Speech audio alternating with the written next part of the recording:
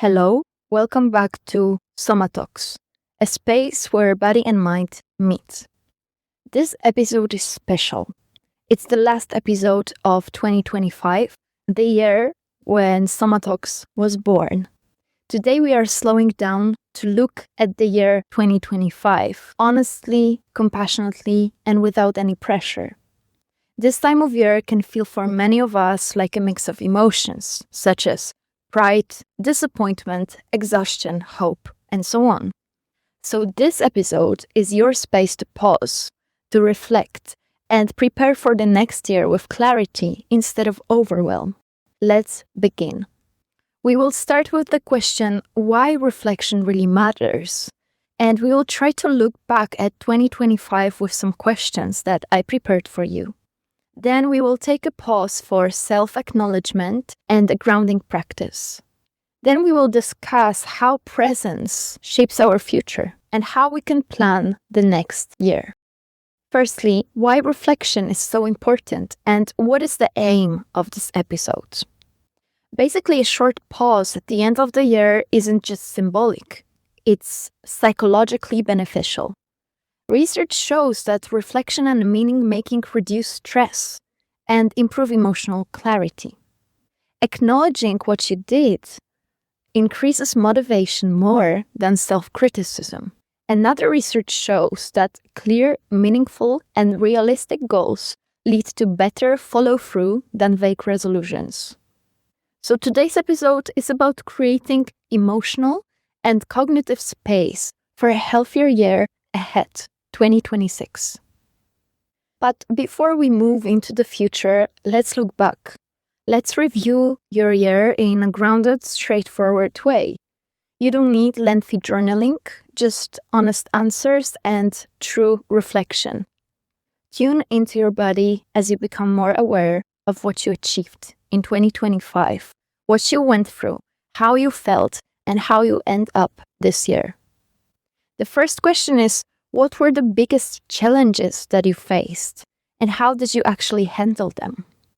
Acknowledging how you showed up reveals resilience that you may have overlooked.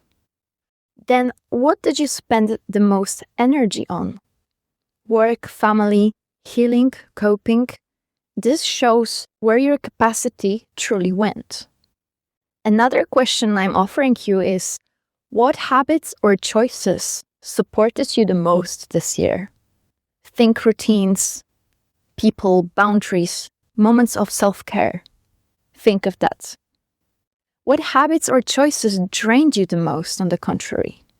Maybe overcommitting, overthinking, people-pleasing, maybe lack of rest and being constantly overwhelmed. What did you avoid this year and why?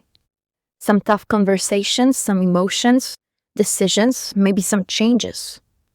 Avoidance is also a choice. Avoidance is information.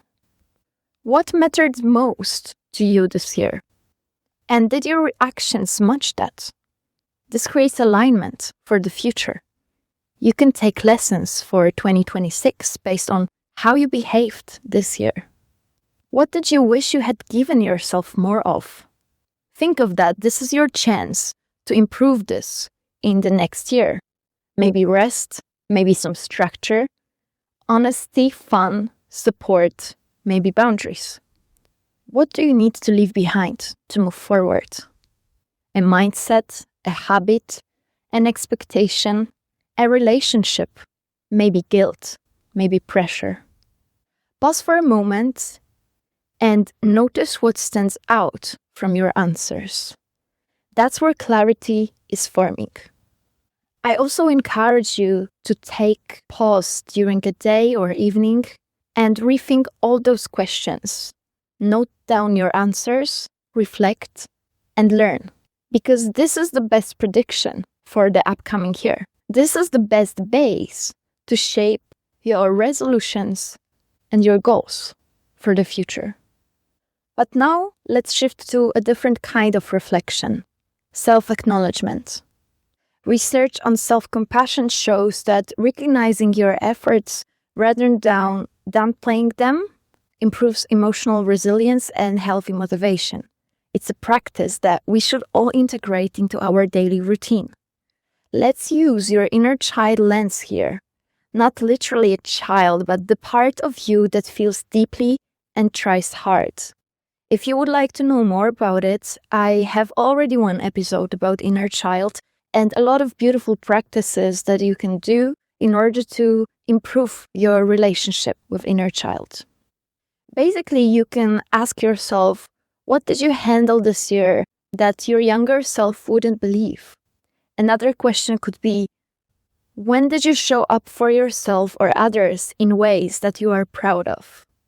What challenges did you manage with the tools you had at the time?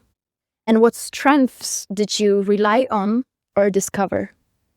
Your brain often skips over your own progress, but these questions bring it back into focus.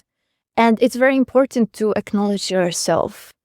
This is how we build self-love, self-resilience, and the inner strength. Before we think about the next year, let's ground the body now. I will offer you a short somatic reset through grounding practice.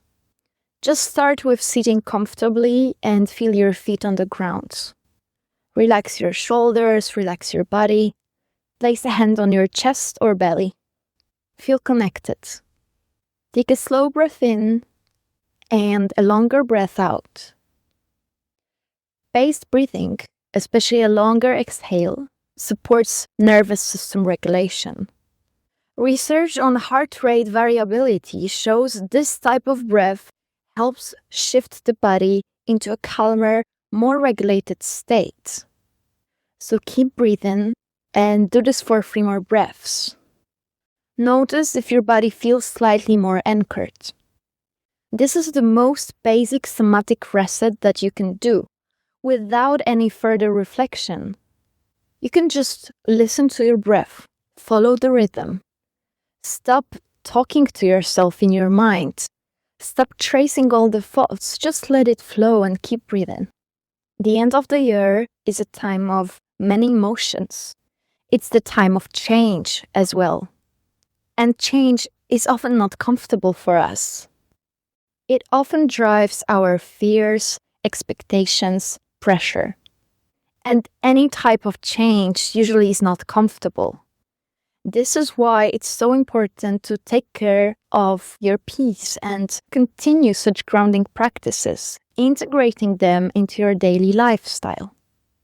But also, you can work on it from the cognitive level. You can work on your thoughts and your mindset as well. The one phrase that I heard recently, and it helps me a lot, is the best predictor of the future is the present. The future is abstraction. It doesn't exist yet. But we often really want to know. We want to have it clear. We want to have it figured out. But it takes time. And uncertainty is an essential part of the future. The present patterns that you are cultivating now show you how the future may look like. Your daily actions, emotional habits, your default responses, all these shape your next year more than any resolution ever will. This is not about pressure, it's about empowerment. If you want next year to feel different, look at how you treat yourself today. If you want more peace next year, notice where you're currently overextending. If you want healthier relationships, observe the boundaries you set or you don't set right now. If you want more stability, notice the routines you return to when life gets messy. Behavioral research consistently shows that future outcomes are built from repeated present behaviors, not sudden big changes. So instead of thinking new year, new me, think next year is shaped by what I practice today and choose wisely. This mindset makes planning more grounded, more realistic, and actually doable. Remember about it. Every action you take now impacts your future. Now, let's move into the planning. Here again, I encourage you to take your notebook, write down the questions, and come back to them in a more peaceful moment. let's look ahead in a realistic, structured, and compassionate way. Firstly, how do you want next year to feel? Do you want more ease, more stability, more creativity, maybe connection or strength? Note down your reflections. Then, what truly matters to you right now? Not what you should care about, but what you genuinely care about. Where do you want to focus your limited energy next year? Work, health, healing, people, maybe a specific project, maybe your dream. Remember that we have just some amount of energy. We are human beings and we need to choose wisely where we invest our resources. Then, what one habit would meaningfully improve your daily life? Think very small. Think about some small routine, something that you can integrate into everyday life without too much effort, as a 5-minute morning practice, a weekly planning moment, or some boundary. Small changes stick better. This is supported by a lot of research. It's not about big plans and big goals. It's also about those small practices. What pattern do you not want to repeat next year? Overcommitting, avoiding conflict, avoiding conversations, maybe neglecting rest, or staying too silent. What does your inner child need more of next year? Play, fun, maybe reset, encouragement, permission to slow down, maybe support or simply self-love. You are fully capable of giving it all to yourself, so just do it. What's one promise you can realistically keep, even on hard days? This will become your anchor. The goal here is not really to put pressure on yourself or set high expectations. It's just to set direction and some clarity. As we close this episode and close the year, take a moment to notice how you feel. You took time to reflect honestly and you acknowledged your effort. You grounded your body and you set intentions with clarity and compassion. I really encourage you to repeat those kind of exercises, to integrate this ongoing reflection into your life, not only at the end of the year, but on a regular basis. It really helps you stay aware, stay at balance. Remember that you don't need to become a new person next year. You don't need to change anything. You don't need to improve. It is just your choice. You just need a supported, honest, regulated version of yourself. But you are amazing as you are right now. And the change is just your choice. It's not a must. Also, let me thank you for being a part of Soma Talks, especially this first year of existence of this podcast. I really hope that you have wonderful end of the year and beautiful next year as well. Next year will be full of new adventures, new journeys, and new initiatives for Soma Talks, so keep being a part of it. Thank you for being here today and this whole year. Until next time. Soma Talks, Agata Deras.